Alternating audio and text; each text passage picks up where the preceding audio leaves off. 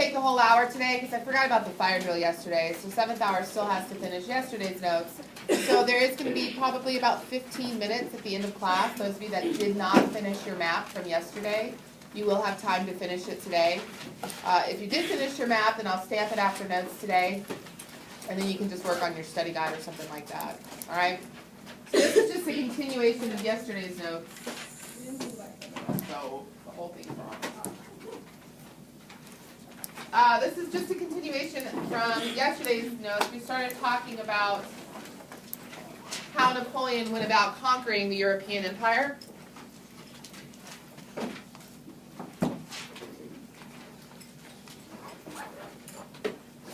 And that was what you did on your map. You went on your map, you colored the different states, right? How they were organized or their relationship to Napoleon. So pretty much all of Europe is under Napoleon's control, except he has one major enemy, and who is his enemy? Great Britain. Good. Was he able to invade Great Britain with his army? No. Why? Good, because Great Britain had the best navy. So Napoleon decides he's not going to be able to defeat Great Britain using a military. He's going to have to figure out some other way to defeat Great Britain. So he comes up with the continental system. He can't defeat the British military, so he's going to try to defeat the British economy.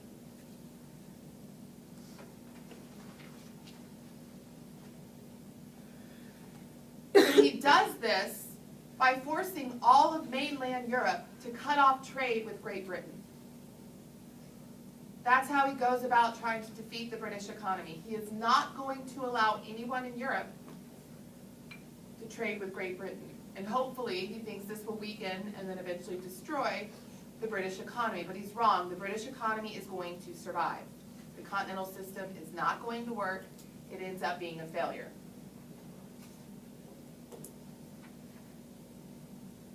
The reason why is because Napoleon can only tell Europe not to trade with Great Britain. But Great Britain is trading with a whole other country that's pretty profitable. What other country is Great Britain trading with? No? America's. It's trading with the America. All of Europe is part of this continental system. But United States, South America, those countries can still keep trading with Great Britain, and that proves to be pretty profitable. Not only that, but people are going to go behind Napoleon's back and trade with Great Britain anyway. They're going to smuggle because it's cheaper and it's easier. So for all of those reasons, the continental system ends up being a failure. However, Napoleon is going to blame Russia for the failure of the continental system, because Russia actually withdrew from the continental system and started openly trading with Great Britain. That's not why it failed, but Napoleon is going to blame Russia for the failure of the continental system.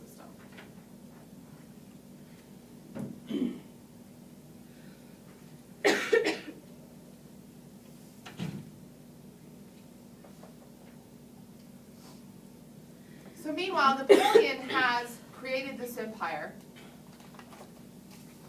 and structured Europe in such a way that you're either part of his empire or dependent on him or allied with him.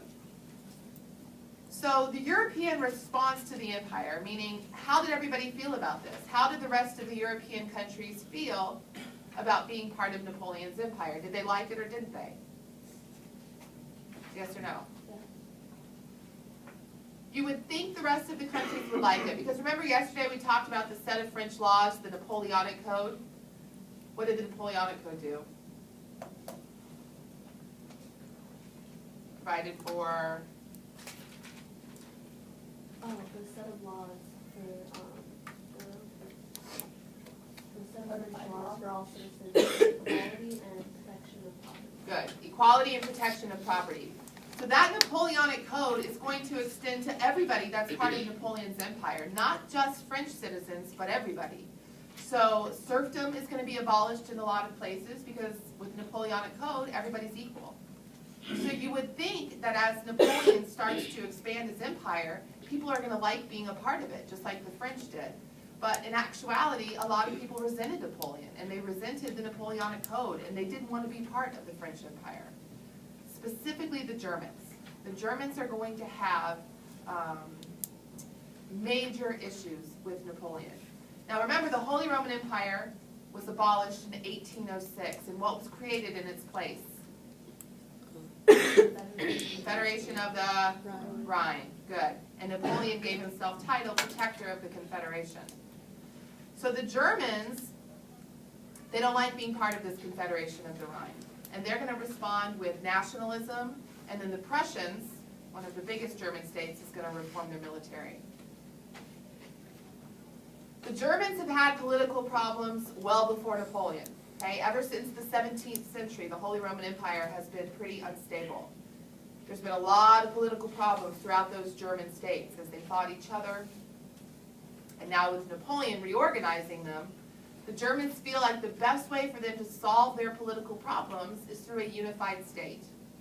Remember, Germany does not exist yet. It is not a country.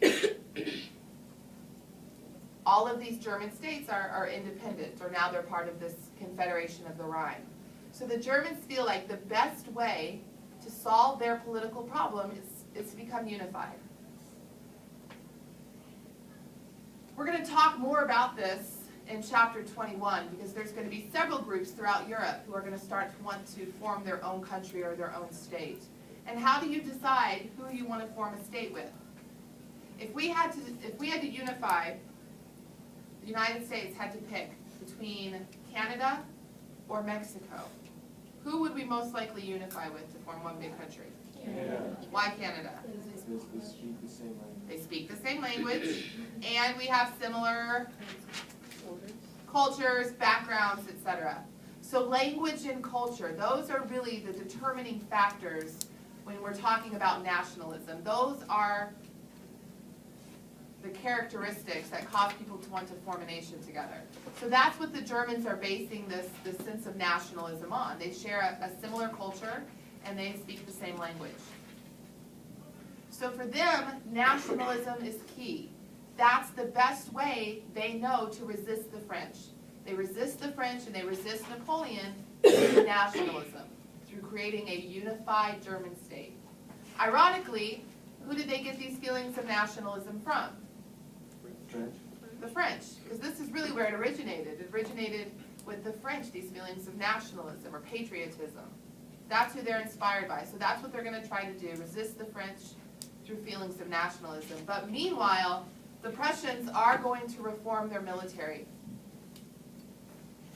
create a stronger military to try to drive the French out. They reform their military. They're going to make several changes, including increasing the numbers of men in their military, as well as improving the quality of their military. Better training, losing some of the torture punishments that they used against their soldiers. They're trying to make their military a little more modern. So numbers and quality. Now, Prussia is the largest of the German states. We're going to be talking about Prussia quite a bit this semester because they're the ones that lead the unification process to eventually form Germany. So Prussia is the largest of all the German states. It's not just the Germans who have a problem with Napoleon. Several European countries are going to fight in wars of liberation, trying to drive Napoleon or the French out, including Spain. What kind of a state was Spain on your map?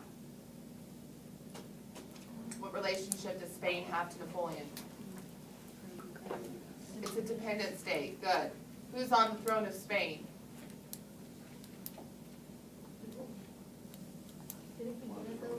He was king of Italy. Which one of his relatives? His brother, or his half-brother, or step-brother, or fourth brother, whatever brother it was, Joseph or something, is the king of Spain. So the Spanish are going to be fighting against Napoleon using the tactic of guerrilla warfare. What is guerrilla warfare? Hit and run. It's not this face-to-face combat that was traditional with European militaries.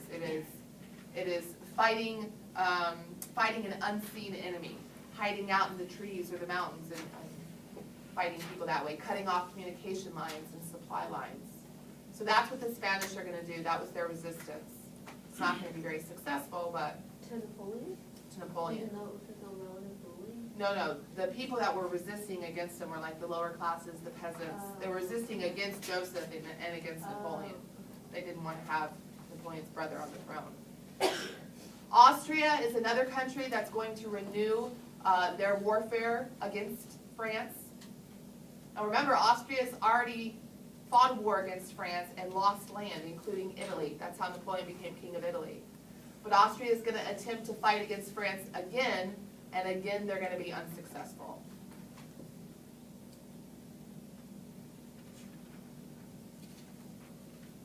And then Austria is in an awkward position because yesterday we talked about who was Napoleon's wife.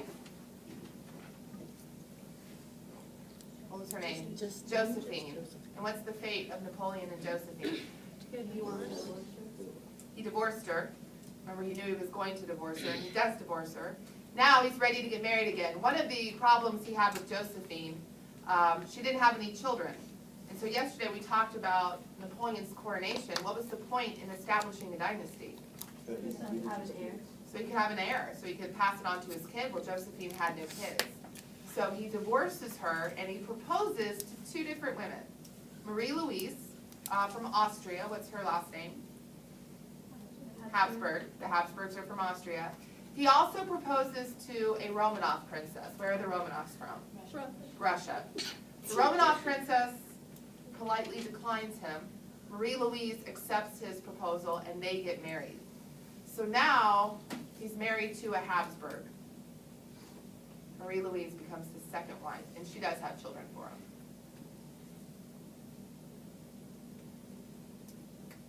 Now Napoleon is really mad at Russia.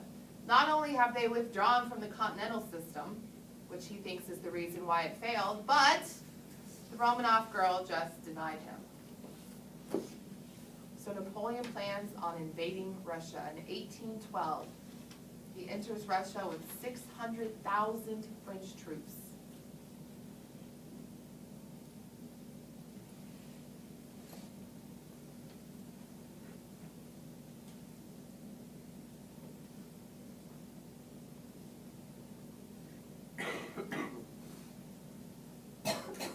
I don't really want to know if anybody in here has been in a fight, but let's just do a hypothetical, all right? I'll just, I'll just ask. If the biggest kid in school, the biggest bully in school, was coming at you and they were going to hit you in the face, this kid was really big and he is always fighting and he always wins. He has never, ever, ever lost a fight. And now he is coming full speed ahead, ready to swing at your face. What do you do? Clothesline. Close your eyes? No, clothesline, clothesline. Oh, clothesline. Okay, so close your eyes. I didn't know how that was going to help. All right. How many of you would stand there and take it in the face? How many of you would hit back? How many of you would hightail it out of there and run away? 1, 2, 3, 4 of us? 5? I'll probably just curl up in a ball and and then, Only 5 of us would be running away. Nobody else would run away? No. If you were about to get smacked in the face hard? That's someone you know you can't beat. Let's say this kid's twice your size. Twice your size. Can we just run in circles around? He's 12 feet tall. He's coming at your face. You just run around in circles. Okay. And then you can't get you. Well, those of us that would hightail it, put our pride aside and hightail it and run, if we were Russia, which we would be in this situation, we would have won the fight by running away. You shouldn't be too prideful. You should just run. Because Russia, with the French army coming at them, knew that they weren't going to win. The French army was Russia didn't have 600,000 people in their army. They knew that they were no match for the French. And so Russia decides, instead of standing there and taking it, they knew they weren't going to win, they decided to retreat deeper into their country. And as they went, they followed a scorched earth policy. They set everything on fire as they went. So as the French come up behind them, there's nothing for them to live off of. The land is burned. They can't eat. Their supply lines are cut. Their military communication lines are cut. Nothing can reach the French. So they keep going after the Russians deeper into